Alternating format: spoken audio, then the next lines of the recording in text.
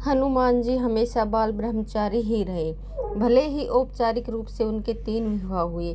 जहाँ तक मकर ध्वज का प्रश्न है, वह हनुमान के पसीने से उत्पन्न हुआ था, न कि सामान्य प्रजनन प्रक्रिया से। इसलिए मकर ध्वज के पिता होने के बावजूद भी हनुमान का ब्रह्मचर्य अक्षुण्ण रहा।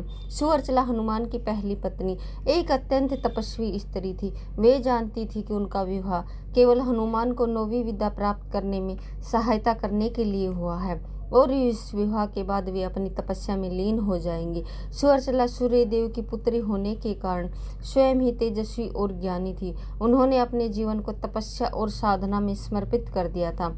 विवाह के बाद वे एक निर्जन स्थान पर चली गई और वहां घोर तपस्या में लीन हो गई।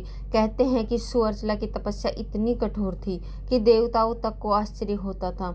उनकी तपस्या का एकमात्र उद्देश्य मोक्ष प्राप्ति था और उन्होंने अपने जीवन के अंतिम क्षणों तक इस मार्ग से विचलित नहीं हुई।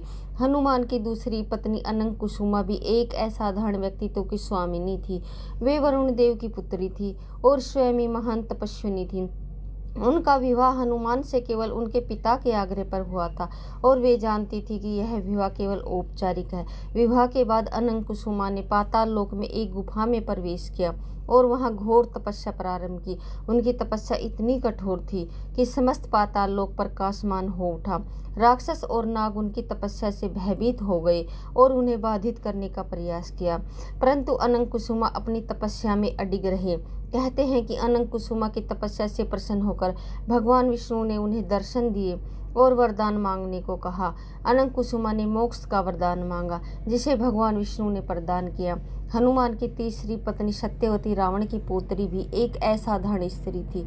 उन्होंने अपने पिता और दादा के राक्षसी स्वभाव के विपरीत धार्मिकता का मार्ग चुना था। वे भगवान राम की परम भक्त थी और उनके आदर्शों का पालन करती थी।